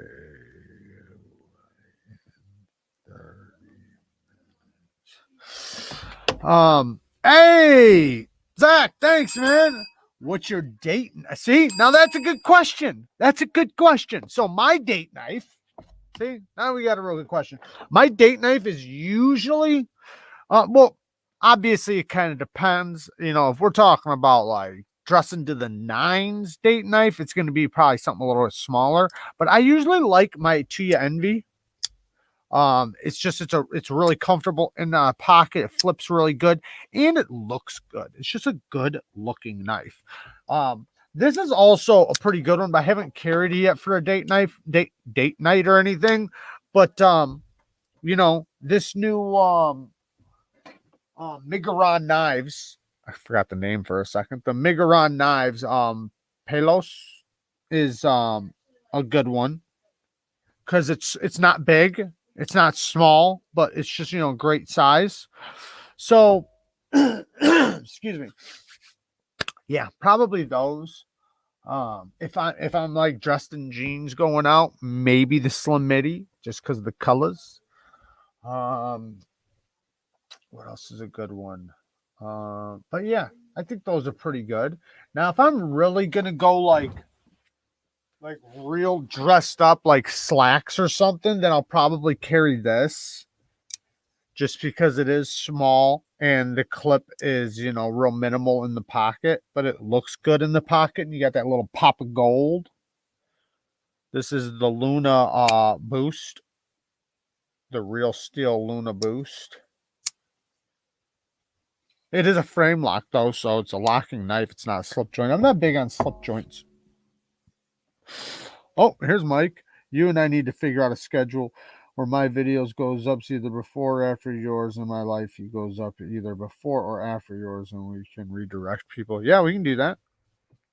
I didn't know MC was going live until Q Ball just told me he's doing a giveaway in 30 minutes. For date night, I carry my cheap little CEO. Have you gotten anything from Mr. Amazing lately? Yeah, my box. That big ass knife box. That thing's sweet. I'm loving that thing. It helps me so much because, like, having stuff scattered, man, it makes me fucked up in the head. I gotta have things put in things. Like, I get like anxiety and shit. I can't stand messes. I can't stand, and sometimes I be messy. I'm human. I get messy, but I start getting fucked up in the head. Starts frustrating me. I start getting, um, you know, I start beating the shit out of Carrot. No, I'm just joking. No, I just get off my game, and if I'm organized and clean. Mike Emler said it best earlier. He said that the guys from Grimsmo said it. Eric, that does the Norseman, said if your work area is clean, you're more likely to spend time in it. Hey Todd, thanks, man. Thanks, bud. I appreciate that. But yeah, it's if your area is nice and organized and clean, you're more likely to spend time in it. And most of the areas I'm in are my work areas. So, and my living areas. So it's a mixture. So I like to have it organized and clean, at least as much as possible. Obviously, everybody can be, messy at times.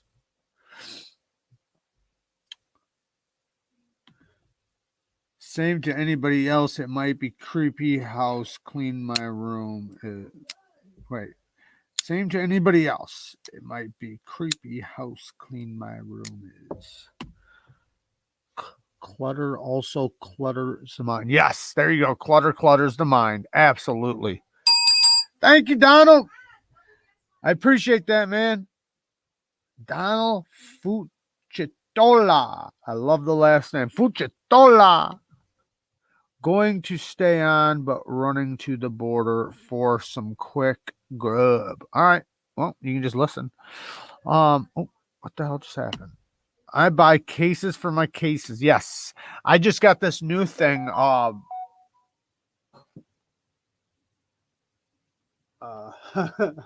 just got this new thing for like storage. It's like just like a bin thing with drawers, but it's pretty tall. It's on wheels, so I'll be able to store a bunch of stuff. I'm going to use it for like knife parts. Well, not just knife parts, but like things next to my tool bench for like little parts and screws and things like that. So let's get to some stories. I don't remember the story I was going to tell either. There was a couple more topics I was going to talk about. Oh, I was going to talk about one last thing with sharpening. I'll speak about that really quick. And then I was going to talk about one of the best thumb stud actions, and then we'll get on the stories. So, best thumb stud action I ever tried was a custom Oosler. If you guys don't know Oosler's customs, check them out. They're like Sabenzas, except for on bearings. So if you've ever wanted a Sabenza on bearings, check out Oosler's Customs. Yes, they're going to be a little bit more monies than a Sabenza, but the thumb stud action is it's insane. It's so smooth. I mean, it's fall shut action, but the detent is tuned so good. And their thumb studs, the thumb studs are very similar to these. If this will focus, it's probably not gonna, but they're very similar to these thumb studs on the Oosler Custom. And the camera, there we go. And since they're so proud with the detent being the way they are, it just works so good. So if you guys want to check those out. Next thing I was going to say is if when you're sharpening, make sure that in order to get the best kind of edge you can get, this is very important because a lot of people sharpen their knife and they'll get a burr, they'll think it's really good, but they have a burr partially. Make sure you look as close as you can to that edge, right? Hit the lights, look at different angles, back and forth, look at it from this direction, then flip it over in this direction, and make sure your grip pattern is going all the way down to the very, very apex. If you continue to keep checking it, right? Like you start sharpening, check it, sharpen, check it, sharpen, check it. 3 passes, check it. 5 passes, check it. You'll get used to seeing the grip pattern move from the top of the bevel down to the very apex, and you'll see how to identify it. It's pronounced like this: Eustler. Oosler. Just up the street. Also haven't driven much since my knee surgery. I miss my truck and tunes. Hey, I bet you're out on a roll now. Some said my Borka is pretty good. Got to try that Oosler's, man. That Oosler is so good. It's hard to beat, man. It really is. I like to say that those Begleiter 2s, those Begleiter 2s, the Kaiser Begleiter 2s, with their bearings, those are really, really good. They're very, very well tuned for a production knife, but for a custom knife, those Ooslers, they're so good. They almost are too jumpy, like because they're so snappy that it's almost like you can't slow roll them, but you can. I mean, you can. You just got to put your finger over the top of the thumb stud when you do it. But man, you just break that detent, and it's like as soon as you break it, it just ching. The detent is just, it's perfectly tuned for thumb studs. I mean, it's a custom. So being a custom, he's going to know, he's going to tune that fucker perfect. And he's pretty serious about what he does. By the way, Jared's detent fix works. Fixed a weak detent on my Tucson TS116 today. Awesome. Nice. Nice. I've never been eaten by a bear, and I don't have bear spray. All right. Wishful thinking. Where I'm originally from, we had to put up barbed wire fences around our garden to keep bears out. They're not afraid of anything. No, they're not. They're definitely not. All right, let's go to story time. Yes, the beg lighter too, man. That action is so good. It's probably the best thumb stud action of the year. In all reality, it's that good. The little one or the big one, both of them are fantastic. The little one feels very similar to the CJRB Rhea. If you guys have ever tried the Rhea, it feels similar to the Rhea. I think possibly a little bit better, but the big one, even better. But they're both great. Jared, look up the VC Edge custom knife. It's called the Interface. Okay. The Interface. All right. Fucking thing. All right, so let's tell some stories. So I was gonna tell a story. I forget what story I was gonna tell though. Honestly, I did forget, and I didn't write it down. I don't think.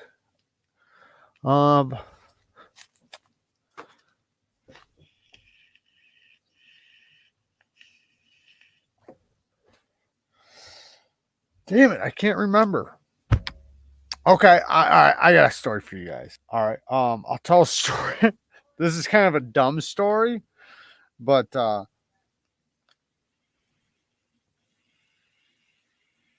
don't think I've told it before. I might have. Maybe I did, actually. Did I ever tell a story about when I got charged for attempt to arson? Did I tell that story yet?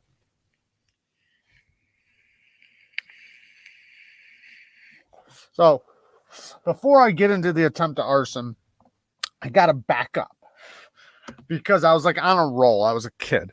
Wasn't even 14 yet.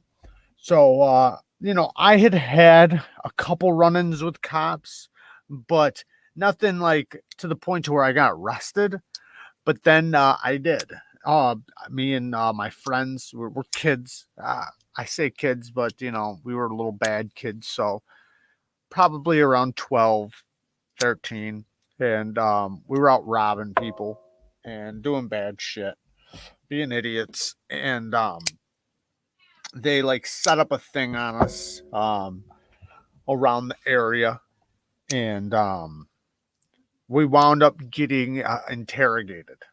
And this was the one and only time I snitched on myself. Because I'm a kid, I had never been really seriously interrogated. And my father always taught me to keep my mouth shut. He always told me, keep your fucking mouth shut if you ever get in front of a cop or whatever. And he taught me the ropes, but it's different being taught the ropes and being in the middle of it, right? It's just completely different. You don't expect the cops to be such good liars, I guess. You don't expect them to be able to manipulate you the way they do in person than when you're being told that they'll do that to you, right? So they brought me down to the interrogation room and they started interrogating me, and they're lying to me. They're telling me like my friend was in there and they had basically told me the story that I did, right? So they knew so much information. But the reason why they knew the information was just because they investigated, right? They didn't know the information because my buddy said anything. They knew the information because they fucking investigated, because it's what they do for a living. They're investigators, right? So they just put the parts together themselves. Well, they had told me that my buddy had snitched on me and all these other things and got me to confess. So since I confessed, I got charged. I got arrested, charged, whatever. So now I wind up on probation. And at first I was going to be on like 6 months probation or something. It was my first crime ever. I'm a child. So they usually give you a slap on the wrist your first charge. Now, my friend around the same age was already in juvie. So, you know, getting in trouble multiple times, that's what leads you to there. Anyway, so since it was my first one that, it was just a slap on the wrist, but that was under the pretenses that I did not get in no trouble. All right, I couldn't get in no trouble. I had 6 months.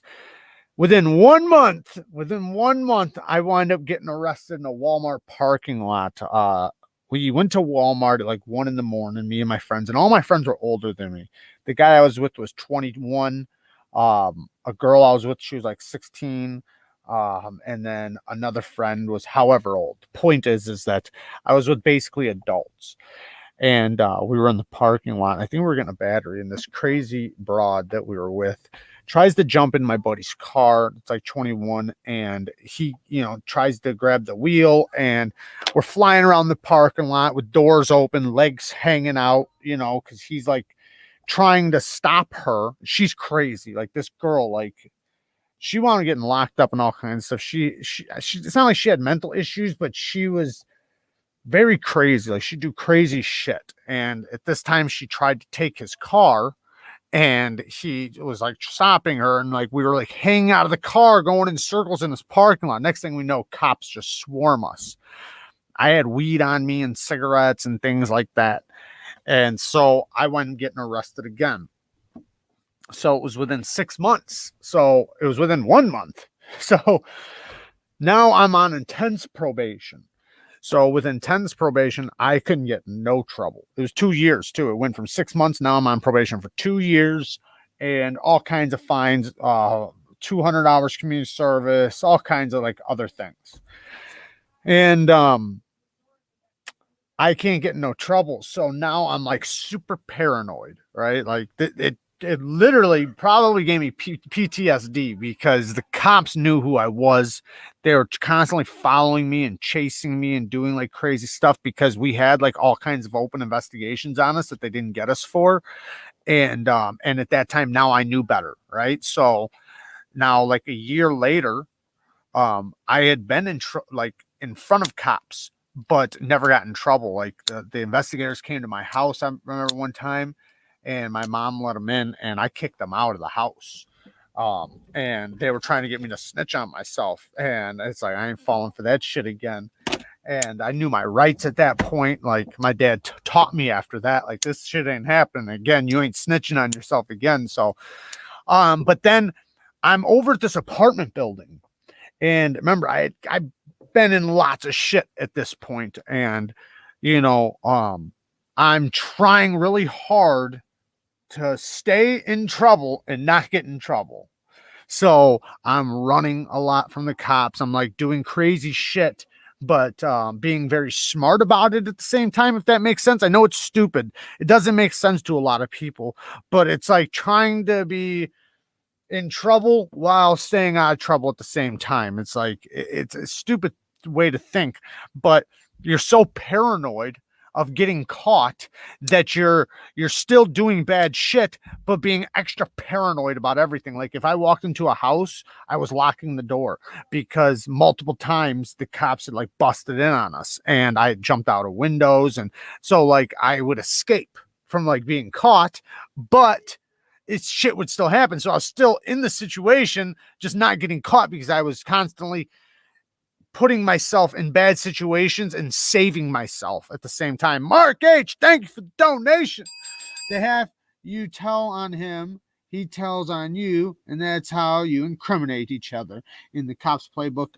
So after they read you your rights, you stop talking. Yes.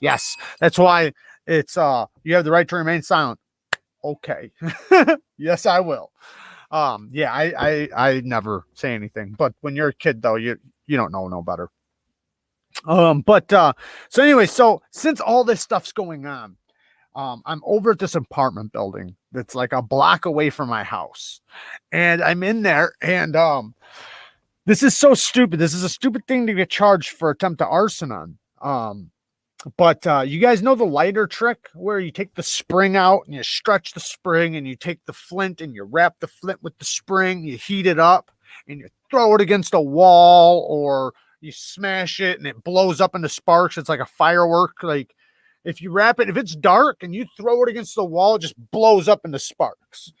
Anyways, it's real simple to do. Not trying to teach anybody how to make fireworks or anything, but anyways, so I did one of those, but I did it inside of an apartment building and in the hallway. And I was in the hallway, and this lady was like up to her peephole, like watching me at the apartment building. And I blew it up, not on her door at all. It was just on the wall. Well, she calls the cops. The cops show up. She comes out freaking out saying, I'm trying to burn her apartment down with her kids in it. She's literally telling people that I'm trying to light her apartment on fire. Maybe from her perspective or something, I don't know, but she is like being like way dramatic. Like she's being Karen and a half. And I don't even like saying that about people because I'm sure there's lots of beautiful Karens out there. But she is like going over the top and making it seem like I'm intentionally, because I didn't like the bitch, first of all. I did not like her. She was like just like a lady that was don't get me wrong. I know we were bad kids. So probably from her perspective, she was probably right. I was probably the wrong one, obviously. But from my perspective at the time, she was a lady that was just constantly trying to get us in trouble. So, and I'm sure she was the right one. I don't deny that. But she, so since we already had this type of relationship, she probably did think I was trying to burn her apartment down. I don't know. But that's what she told people, and that's what she told the cops. So I took off running. And a friend that I had that was there, when they showed up, the cops showed up, the lady said it was me, but she didn't know my name. She had no idea my name, but she described me pretty good, and they knew exactly who I was. So they were going to come and try to get me. One of my friends tried to take the rap. It was a female too. She literally told them it was her to try to save me. Shout out to her, shout out to friends that actually have your back. And I know I've taken the rap plenty of times for friends, so I've been there too. But she tried to have my back, and they were like, no, we know it wasn't you. And they showed up at my house and came and got me. And so I violated probation by attempt to arson, right? Attempt to arson. I mean, I think that's a stretch if you ask me, but it's pretty silly to call that attempt to arson because it was basically a sparkler, right? I wasn't burnt. And the funny thing about that is that a year or two before that, I actually did commit arson. I've told that story on here before where I burnt that whole house down by accident, but the entire thing went down. So it was just crazy that, I didn't get in no trouble for that, but then I get in trouble for sparkler. Luckily it was my juvenile record. So, what's funny with the one charge I got, in that parking lot, before that was when they arrested me, they get this. So they wanted to charge me as an adult for the bag of weed I had, but as a minor for the cigarettes and curfew. Think about that. Think about how nuts that is. We're going to charge you as an adult for one thing, but as a child for the others. It's like they're just playing semantics to fit whatever they can do to charge you for that crime. It's like, okay, well, if you're going to charge me as a minor for cigarettes, then you have to charge me as a minor for weed. Like, that doesn't make sense. But whatever. Why was she looking through the peephole? I've done that with a lighter, but it doesn't make any noise. She was probably looking out of the peephole because we were making noise. We were kids in a hallway. There was probably like 4 of us, 5 of us. I don't know. I don't remember how many of us, but we were kids. So I'm sure we were making noise in the hallway. And like I said, she was like a snitch. Like, I hate to even say it like that, but she was a lady always trying to get us in trouble. So of course she was looking through the peephole. If we were outside, she'd have been looking out her window. If we were in the front, she'd have been looking out her door or the next window. So in the hallway, she's looking out her peephole. She wanted to get us in trouble. So allegedly, yes, that's what I meant to say. Allegedly, I allegedly burnt down a house. But yeah, sounds like nosy Nancy. Yes, absolutely, absolutely. Yeah, she definitely was, and no hard feelings. I mean, she's probably just looking at it like these bad kids, man. I can't stand these little bad kids. They're always by my apartment, and because it was it was an apartment building, like 3, 4, 5 apartment buildings in a row, and then there was another row. So it was like a cul-de-sac of apartment buildings. So she's probably just trying to watch out for her kids in her neighborhood and things like that. And it was a nicer area too, because it wasn't from like where I lived forever. I had moved with my mom, and when we moved to a somewhat decent area. So things were different. A lot different. Like it was another world. It was like, just completely different. Even like when I went to school, everything was so different. Everything. It felt different. It felt weird. Everything. The teachers, even though like the way that the teachers actually taught you, the teachers actually tried. And then when I came back, same thing. It was the exact opposite. I went from a school where the teachers actually tried to teach you and they sat down with you and they helped you. My classes were an hour and a half a piece. I had a 45-minute lunch every day, only 4 classes a day. And the teachers were great. Even though I got in a lot of trouble there, they were great.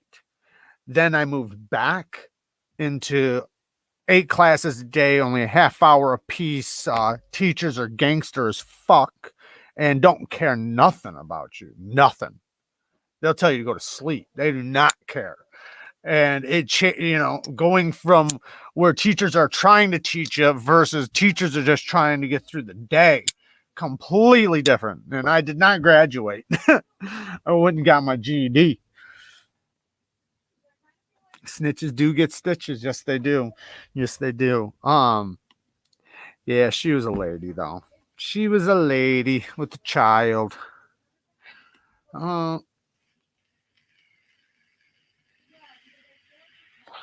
What would you think you would say as an adult if you came across a kid?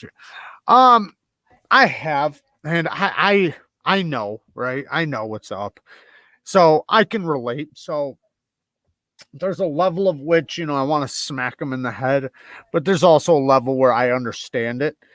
Just depending on like if it was me personally, just me, like I was like depending on where you caught me, right? Because like I was working a full-time job as a kid. I worked hard. I did construction. I held my own. I had my own money. I did a lot of things as a kid. So I had a lot of respect as a kid too. And I was around all adults. Everybody I was with was adults. So I did have a lot of respect from the older generation, and I showed respect. I had to show respect. I'd get my teeth knocked out if I didn't. So but there was that level, that transition, like from because where I was just talking about, that was a different area, right? So there, yes, I was still hanging out with adults and stuff, but when I was hanging out with kids my age, I wasn't like kids my age. So hanging out, or like when I was around adults, I fit in better with adults and older kids than I did with kids my age. So I never was with kids my age ever. Like I told the story before, like how, I was hanging out with my teacher, so, that kind of tells you, right? But yeah, but I guess I would just know, I would know, like what's up. And, obviously I'd smack the shit out of me if I thought anything, but for the most part, I think I just understand. Don't abide snitches at all. Mistakes as a kid make you a better adult. Yeah, I do agree with that a lot of times. I think there is a level of which you do things so that you don't do things, right? You do things as a kid so you don't do them as an adult. You kind of learn. There is a level of which you learn things. But then there also is the dumb stuff that you should kind of know better. And, you know, like if you have a more controlled environment, you wouldn't do those things. And I do agree with that as well. I do agree. Like if you give a kid stuff to do, you know, then they're going to be less likely to be on the streets. If you have them in martial arts, football, basketball, you know, shooting class, wrestling, things like that, they're going to be less likely to be on the streets. Um, but, you know, but then there's also, you know, if you're on the streets and you're doing the stuff, then you're going to be less likely. You're already past it. It's like, it's kind of like some of the kids that I was around, the things that they were doing when they were 18, I was doing when I was 12. At least for me, the only way is to make mistakes. Yeah. Pen there. Fucking for sure. For sure.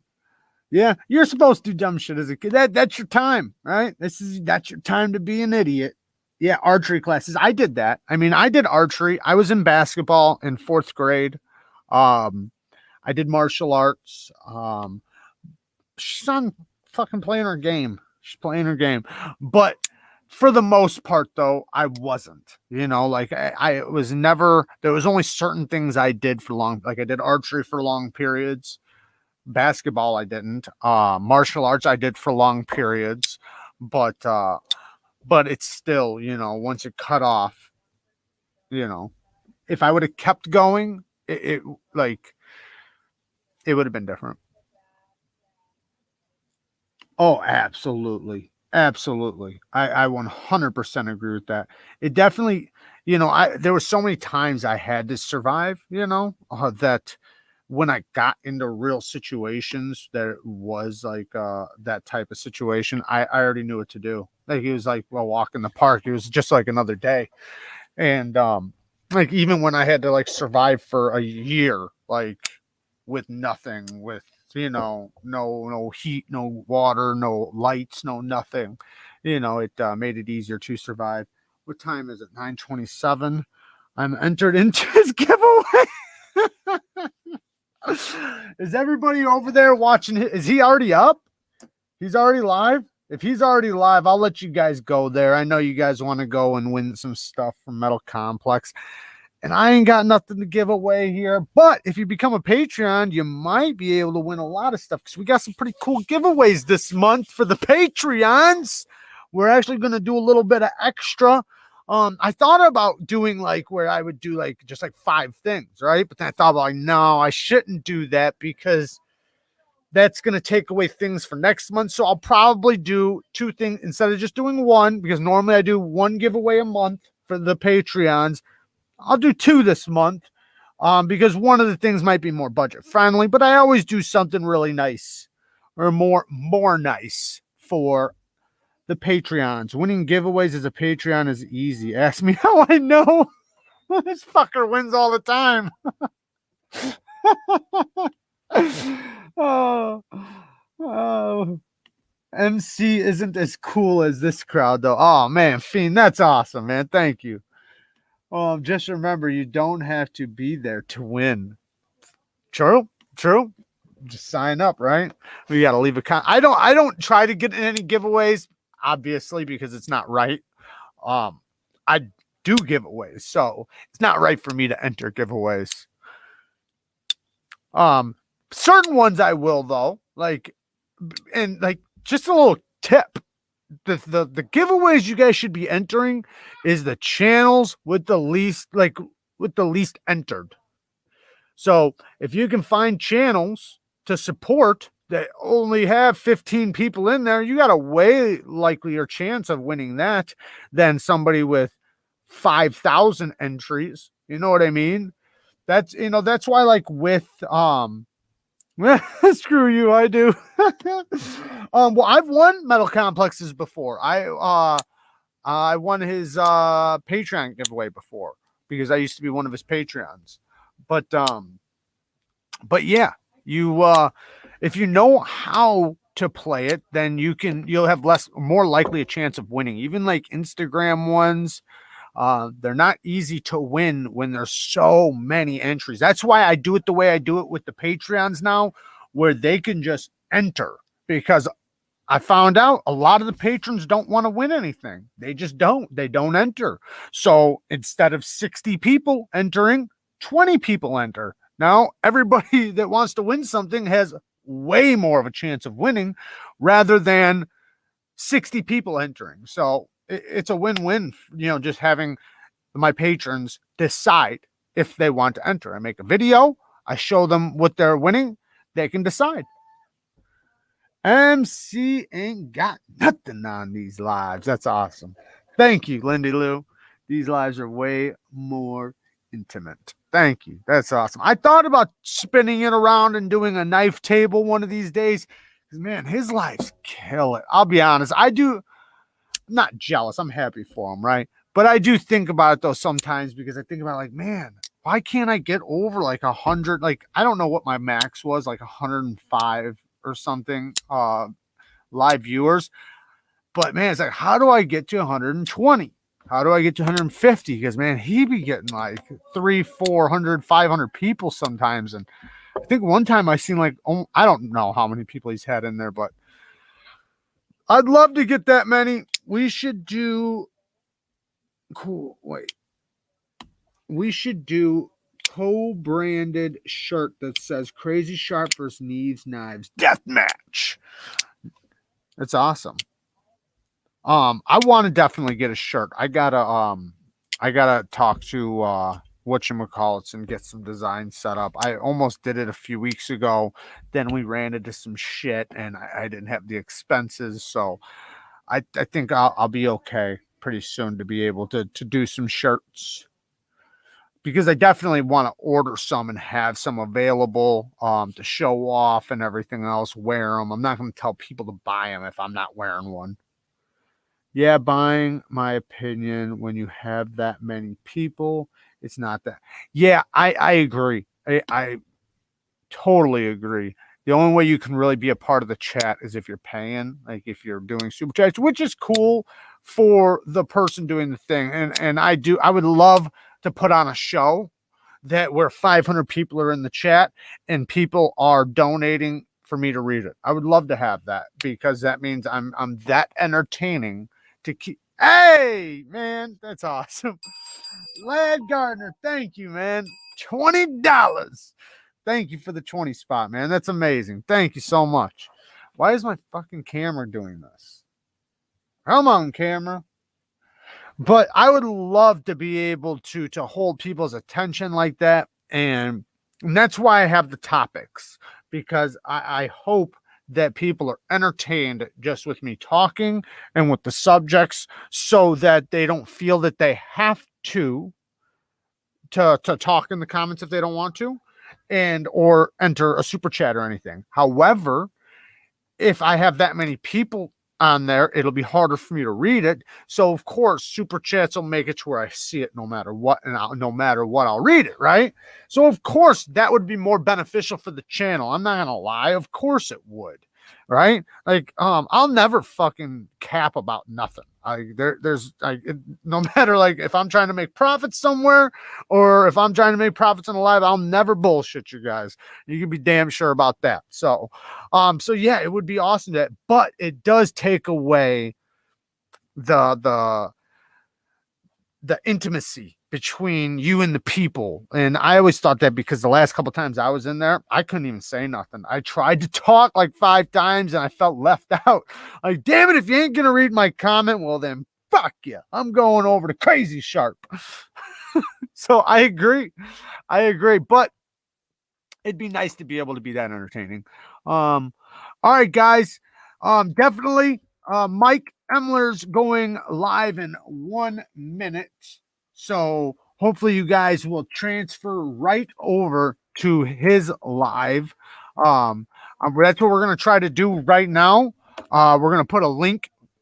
Fiend's already on top of that shit, man. He ain't fucking around. Look at that. So here is the link. I am going to personally do it too while I'm live with you guys. So I'm going to jump over there. As soon as he's up, I'm sure it's going to take him a second. And we'll join each other over there. Hopefully you guys join us, because that'd be awesome. I think that's him, maybe. No, not wait. Nope, that's Mel. Oh, there we go. All right, he's live. All right, guys. I love you guys. Why isn't it working? All right, hang on. Something's going on.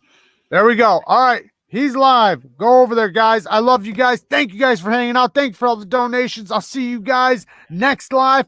Peace. Hit that link. Go over there to Mike Elmer's. I don't see his channel growing yet. What are you guys doing?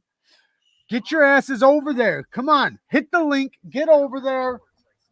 We only have a few people over there. Hit the link. Love you guys. Peace.